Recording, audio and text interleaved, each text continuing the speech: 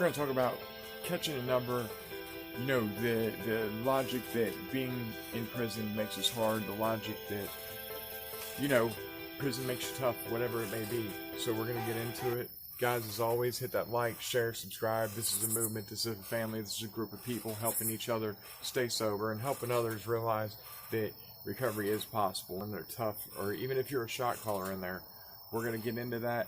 I'm going to talk about my logic on it, the way I look at it, and my philosophy is anyone catch a number, anyone go to prison, and a lot of times the guys calling the shots, from my experience, sometimes ain't the hardest guys in the place. Sometimes it's the smartest guys.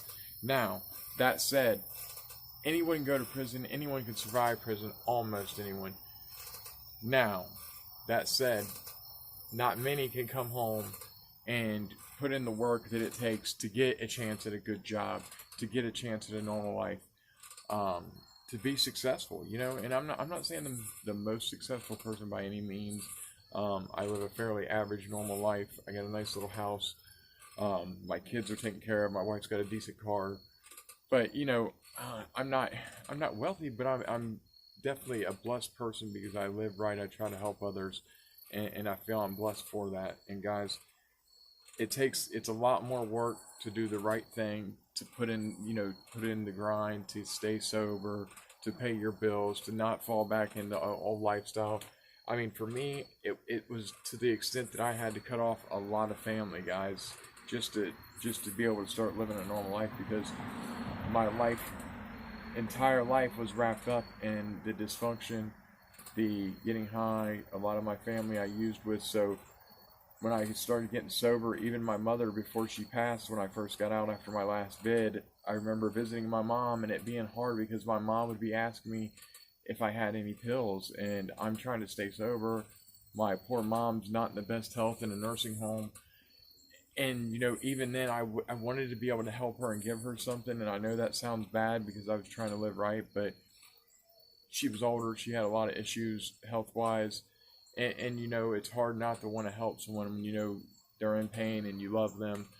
So it was really hard. And when my mom passed, I realized that I had to draw up these boundaries, whether it be with my brother or any immediate family, that if they were using and in that dysfunction, that I could not be associated with them. And I've had to stick to that. And it's been hard, guys. But it's a lot harder to be successful than it is to be successful in prison. And that's the whole point of this video. You know, it don't matter how hard you are in the real world. It don't matter what you did in prison, the shots you called, whatever it may be. Out here in the real world, if you're not putting in real, honest, hard work and trying to do something right, you're not going to be successful. And even doing the right thing, guys, I had to do the right thing for years before I started seeing results. And as addicts, we don't like that. We want results as soon as we get sober. We want to be glorified that we got clean. We want to have trust. We want to have all the things we burned up and lost. We want to have them right back. So if you're new into recovery, guys, or even a year into recovery, realize, you know, people who aren't trusting you because you have a year under your belt, because they've seen you use for 10 years. They've seen you use for over a decade. So it's hard to put that trust right back into someone even after a year. So don't let that discourage you, though, guys.